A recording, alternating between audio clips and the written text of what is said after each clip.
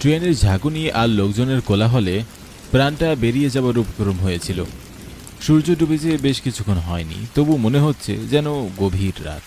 চারপাশ ঝিঝি পোকার দল ঝিঝিটাকে মাতিয়ে রেখেছে। এদিকে আমার বেশ ঘুম পেয়েছে। ট্রেনের দু চোখের পাতা একেবারে এক করতে পারিনি। চোখের পাতা এক করা তো দূরে থাক, বসার সুযোগই পাইনি। এত ঘন্টা দাঁড়িয়ে ট্রেন জার্নি করার পর শরীরটাও বেশ টনটন করছে। এজন্যই এই কাজটা আমার একদম ভালো লাগে না। রাত বিরেতে মানুষের বাড়ি বাড়ি যাওয়া যায় নাকি? কিন্তু টাকার দায়ে কাজে তো আমাকে যেতেই হবে। এত সময় আমার নিজেরই পরিচয় দেওয়া হয়নি। আমি পলাশ, বিভিন্ন গ্রামে গঞ্জে জরিপের কাজ করি। আমার এবারের কাজ পড়েছে কলিকাতলায়, তাই এই গ্রামে এসেছি। এখন আমার কাজ হলো এখানকার সকল বাড়ি বাড়ি গিয়ে তাদের তথ্য নেওয়া। দূর, আর ভাল লাগে না। এইবার এই রাতে কোথায় গিয়ে উঠি? একটা ভালো ঘুমও হলো না, এখন আবার কাজে লেগে পড়তে হবে। তো ঘুমানোর জন্য কোনো জায়গা কি পাওয়া যাবে এই রাত বেরেতে? মনে তো হচ্ছে গাছের নিচে শুয়ে আমার রাতটা কাটাতে হবে। 16 কলা পূর্ণ করতে আবার বৃষ্টিও পড়ছে টিপ টিপ করে।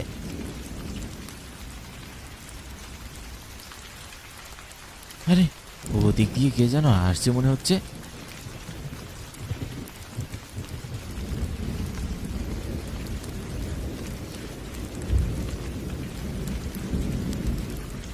আপনি কে বাবু?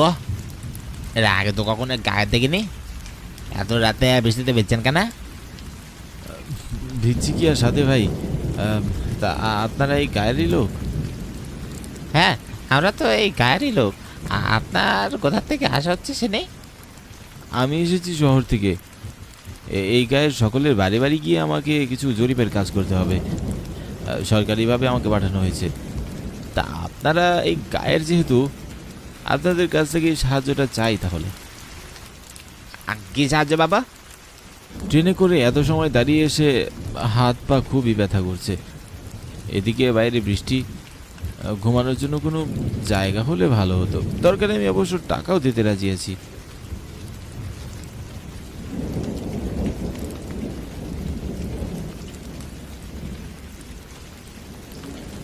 ঘর? এ তল্লাটে খালি ঘর তো পাওয়া যাবে না বাবু। যে কোনো একটা জায়গা হলেই হবে, শুধু রাতটুকু একটু ঘুমাবো এই।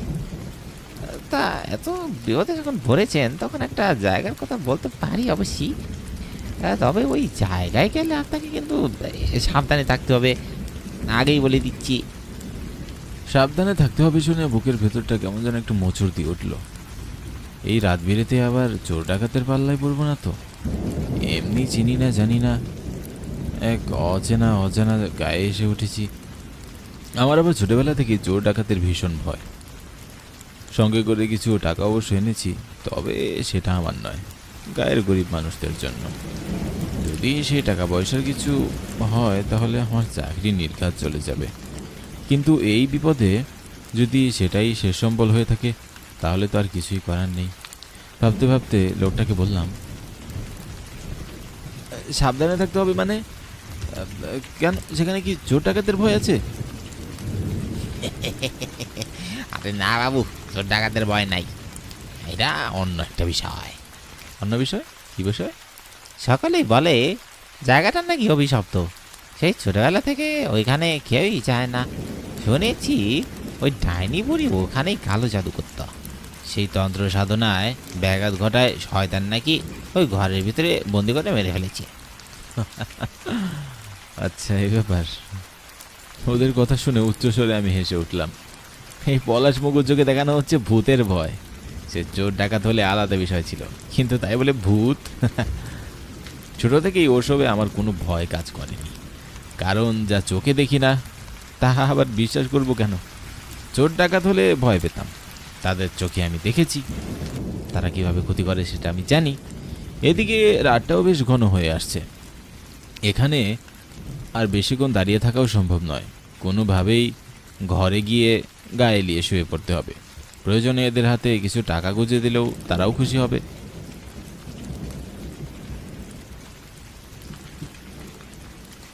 আমি শহরের মানুষ, ওসবে ভূতে টুতে আমি বিশ্বাস করি না। তা আমি তোমাদের না হয় সেই ঘরের জন্য কিছু টাকা দিয়ে দেব, আমাকে সেখানে শিগগিরই নিয়ে চলো ভাই। এমনি অচেনা গ্রাম, তার উপরে অসময়ে বৃষ্টি, এদিকে শরীরটাও বেশ একটা ভালো ঠেকছে না। আমাকে সেখানে দ্রুত নিয়ে চলো তো ভাই। ভাই যখন পাও না তবে চলো, থাকতে তো তোমাকেই হবে ওখানে। হ্যাঁ হ্যাঁ, চলো চলো। ওদের দুজনের সাথে আমিও হাঁটা ধরলাম।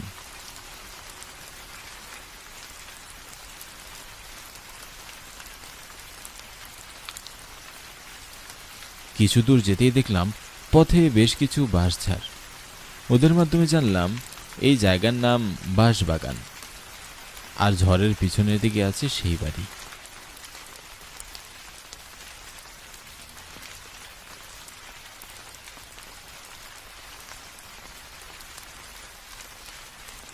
বাড়ির সামনে গিয়ে আমার চক্ষু চড়ক গাছ।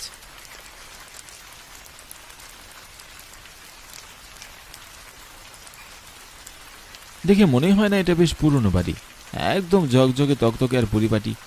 প্রথমে ভেবেছিলাম কোনো মতে ময়লার আবর্জনায় রাতটা কাটিয়ে দিতে হবে, কিন্তু এখন তো দেখছি আমি একেবারে ভুল। এ তো দেখি একেবারে নতুনের মতো। মনের মধ্যে রাতে থাকা নিয়ে যে সংশয় তৈরি হয়েছিল সেটাও কেটে গেল। বাহ, এখনও তো দেখছি বাড়িটা বেশ নতুন আছে। তোমাদের কথা শুনে ভেবেছিলাম না জানি কত পুরনো ভুতুরে বাড়ি হবে। নতুন বাড়ি বলি বাবু, আপনার চোখে কি সমস্যা নাকি? তাহলে এমন বাড়ি কি কেউ নতুন বাড়ি বলে? যাকে আপনি থাকবেন, আপনি ভালো বুঝবেন। আমরা বরং আসি, এই রাত বিরেতে এখানে আসার কথা কখনো ভাবিও না আমরা। হ্যাঁ ঠিক আছে, এই যে এই 500 টাকাটা রাখো। আমাকে এই রাতে এত বড় উপকার করার জন্য তোমাদের অনেক ধন্যবাদ। না গো বাবু, ওসবের দরকার নেই। আপনি নজর আইছেন এই কামে, আপনাকে সাহায্য করা তো আমাদের কর্তব্য। আহা রাখো না, এত সময় ধরে তোমাদের সাথে আছি কিন্তু তোমাদের নামই তো জানা হলো না। আমি রামু, আর এটা আমার ভাই যজ্ঞ। আমরা আসি তবে এখন, আপনি সাবধানে থাকবেন। করকরে 500 টাকার নোটটা ওদের পকেটে গুঁজে দিয়ে আমি বাড়ির ভিতরে প্রবেশ করলাম, আর ওরা চলে গেল।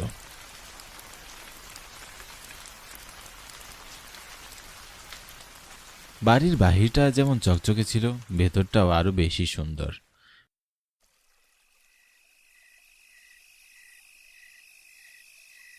ভীষণ খিদে পেয়েছে, তবে এই অসময়ে, এই অবেলায় আমাকে খাদ্য প্রদানের জন্য কাউকেই পাওয়া সম্ভব নয়। অগত্যা নিজেকেই কিছু একটা করতে হবে।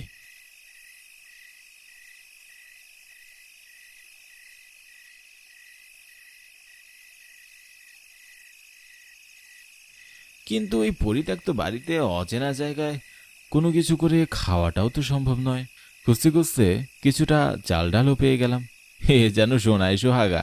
এতদিন ধরে কেউ বসবাস করে না, তাই রান্নাঘরটা একটু উলটপালট ঠিকই, তবে চালিয়ে দেওয়ার মতন বেশ সবকিছুই হাতের কাছেই আছে। বাড়িটা পাওয়ায় ভগবানকে ধন্যবাদ জানাতে জানাতেই খাবারের বন্দোবস্ত করে দিলেন তিনি। দুটো চাল ডাল ফুটিয়ে নিচ্ছি কোনো মতে রাতটা পার করার জন্য।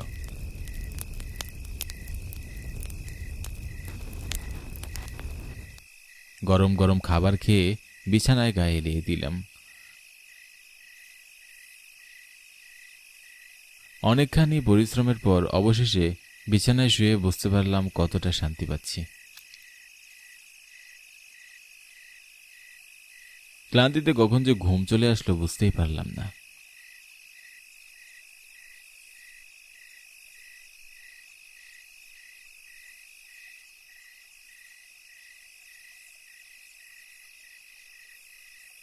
কি হচ্ছে বাইরে? এখনো তো ভোরই হয়নি মনে হয়। বাইরে থেকে তো আওয়াজ আসছে কেন? কাদের আওয়াজ আসছে? একবার বাইরে গিয়ে দেখি তো বরং। না থাক, না, কে জানে কি আছে।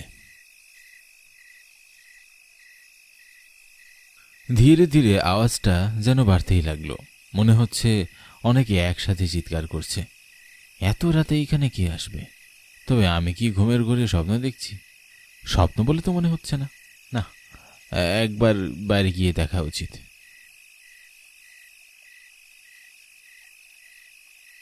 যা ভাবলাম তাই।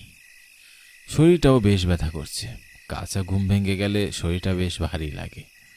অনিচ্ছা সত্ত্বেও দরজা খুলে বেরিয়ে এলাম বাইরে।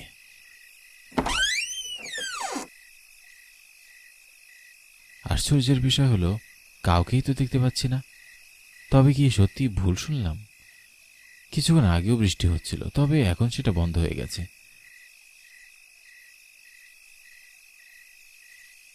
আমি বাইরে আর বেশি দেরি করলাম না, ঘরে ঢুকে শুয়ে পড়লাম আবার।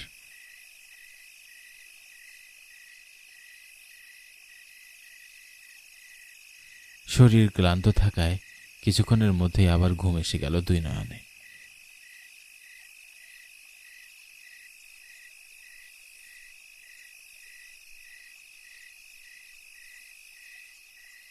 কিন্তু হঠাৎ উফ, এখন আবার কি হলো? এত রাত বেরিতে কি যে হচ্ছে? বারবার কাঁচা ঘুম ভেঙে যাচ্ছে। এত রাতে দরজা খোলাও তো ঠিক হবে না। এখানে চোর ডাকাতের ভয় নেই।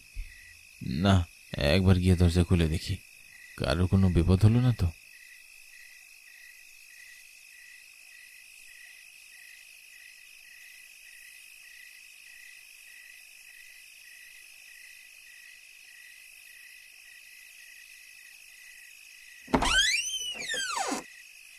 এ কি, তোমরা দুজন? হ্যাঁ, আমরা এলাম। সামনেই আমাদের গায়ে একটা সামাজিক রীতি পালনের উৎসব চলছে। আমাদের গায়ে যেই আছে সবাই আমাদের সাথে উৎসবে সামিল হয়, তাই ভাবলাম আপনাকে ডেকে নিয়ে যাই। কিন্তু এত রাতে? কোথায় আর কত রাত বেশি, ওখানে তো এক বিশেষ পূজা হয়। সেই পূজার প্রসাদ গেলে সারা জীবন দরিদ্রতার মুখ দেখতে হয় না। আপনি না হয় প্রসাদ খেয়েই আবার চলে আসবেন। আমাদের গায়ে নতুন এসেছেন, আপনার জন্য এইটুকু সেবা করব না? হ্যাঁ বাবু, আপনি চলুন আমাদের সাথে। ওই বাঁশবাগানের শুরুতেই সকলে এসে জমা হয়েছে। এতক্ষণে বোধহয় পুজো শুরু হয়ে গেছে। আপনি গেলে না হয় প্রসাদ খেয়েই চলে আসবেন। কিন্তু আমি তো ঘুমোচ্ছিলাম এখন। আপনি এসে না হয় আবার ঘুমাবেন। চলুন না বাবু, আমাদের গ্রাম প্রধান বণিকবাবু আপনার কথা শুনে আমাদেরকে পাঠিয়েছেন আপনাকে ডাকতে। আচ্ছা বেশ, চলো। অনিচ্ছা সত্ত্বেও এদের সাথে যেতে হচ্ছে। এদের গায়ে এসেছি কাজের উদ্দেশ্যে। যদি এদেরকে খুশি করতে পারি তাহলেই তো খুব মজা করে কাজ করা যাবে। আমাকে নিয়ে যজ্ঞ আর রামু দুজনে বাঁশবাগানের ভিতরে দিয়ে হাঁটতে লাগলো।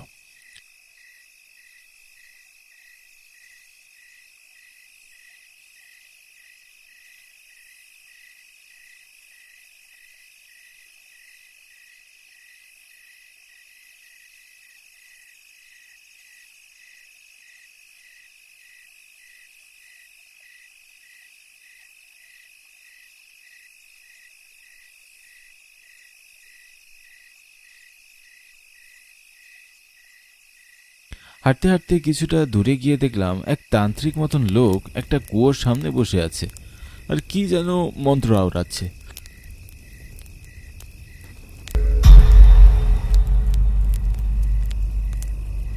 কিন্তু এরপরে আমি যা দেখলাম তা দেখার জন্য কোনোভাবেই আমি প্রস্তুত ছিলাম না। আমি দেখলাম পুরো কুয়োর সামনে দাঁড়িয়ে আছে এক লোক আর এক মহিলা, দুজনে অন্ধের মতন সামনে এগিয়ে যাচ্ছে।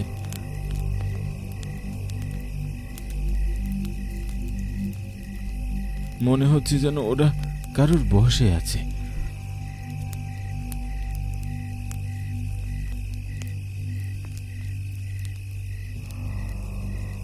আমি কিছু দূরে গেলে এই লোকটা কুয়োর ভিতরে পড়ে যাবে।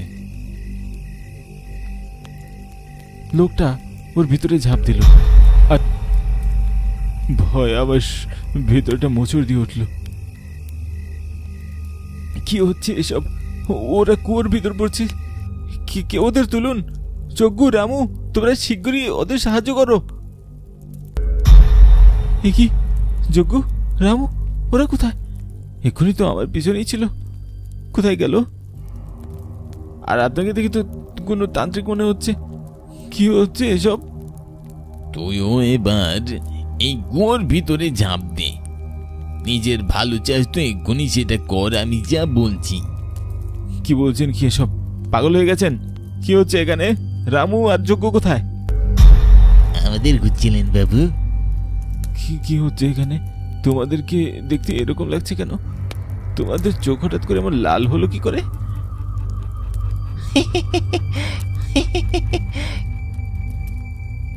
কিছুক্ষণের মধ্যে আপনিও আমাদের দলে যুক্ত হয়ে যাবেন বাবু।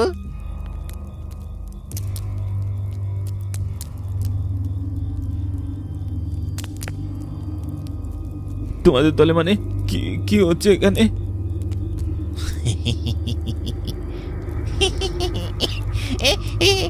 ধরে বেটাকে।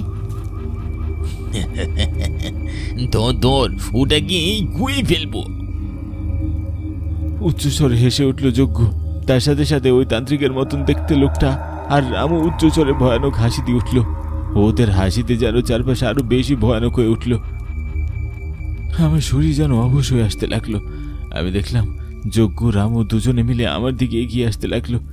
এমন হারহিম করা ভয় এর আগে আমার কখনো লাগেনি। আমি আর কোনো কিছু ভাবতে পারলাম না, সোজা দৌড়াতে লাগলাম সেই বাড়ির দিকে।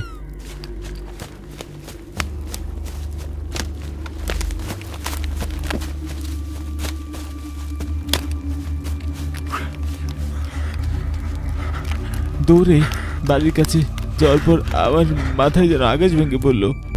এটা তো সে বাড়ি নয়, এই যে এক ধ্বংসস্তূপ। দেখে মনে হচ্ছে কয়েকশো বছরের পুরনো। তবে আমি এতক্ষণ কোথায় ছিলাম? এটা কি করে সম্ভব? ভয়ে আতঙ্কে আমার গলা শুকিয়ে এলো। এদিকে আমার পিছন পিছন দৌড়ে এলো সেই নরবিশ্বাসের দল। পথে দৌড়াতে দৌড়াতে একবার খেয়াল করলাম ওদের শরীর থেকে মাংস খসে খসে পড়ছে আর বেরিয়ে আসছে একটা নরকঙ্কাল। আমি আর এক মুহূর্ত সেখানে অপেক্ষা করলাম না, চোখ বন্ধ করে ছুটতে লাগলাম ট্রেন স্টেশনের দিকে। এত রাতে ট্রেন পাবো কিনা জানি না, তবে যে করেই হোক আমাকে গ্রাম ছেড়ে বেরোতে হবে। আমার চাকরি নিকুচি করেছে, আমাকে এখান থেকে বেরোতে হবে। ঊর্ধ্বশ্বাসে গতি বাড়িয়ে ছুটতে লাগলাম। এক সময় স্টেশনে এসে পৌঁছলাম। পুরো স্টেশন ফাঁকা। স্টেশন দিয়ে যাচ্ছিল এক মালবাহী ট্রেন। কোনো কিছু চিন্তা না করে আমি ট্রেনের বগিতে দৌড়ে উঠলাম।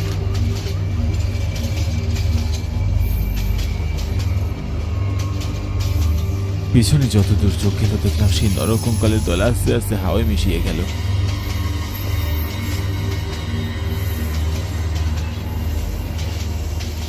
আমি কোনো মতে এই যাত্রায় বেঁচে গেলাম। পরবর্তীতে খোঁজ নিয়ে জেনেছি আমাকে ভুল গ্রামে জরিপ করতে পাঠানো হয়েছিল। সামান্য কাগজপত্রের হেরফেরে আমাকে নিষিদ্ধ গ্রামে পাঠানো হয়েছিল, যেখানে মানুষজন নাকি খুব অন্ধবিশ্বাসী ছিল। একদিন কালো জাদু করতে গিয়ে গ্রামের সকলে একে একে বাঁশবাগানের কুয়োয় ঝাঁপ দিয়ে নিজের জীবন দিয়ে দেয় সেই শয়তানের জন্য। এরপর থেকে নাকি সেই গ্রামে উল্টোপাল্টা অনেক কিছুই দেখা যায় আর অনেক কিছুই উল্টোপাল্টা ঘটে।